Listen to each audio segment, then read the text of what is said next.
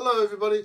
Hey, I've been a member of the Chelsea Arts Club in Chelsea, London for 35 years, ever since my son Tom was a baby, and I've really enjoyed it. It's one of my favourite places to hang out, especially in the summer in the lovely garden. Anyway, I've got an exhibition on there at the moment. I'm really lucky and it's going well.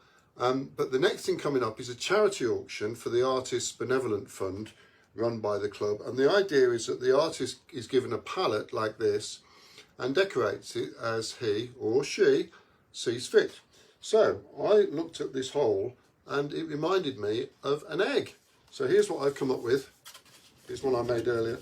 The egg is in the nest and then the bird is looking down on it. But of course what the artist does then is you hold the palette like that by putting your thumb through it. So that's reflected. What happens is reflected in this accompanying verse.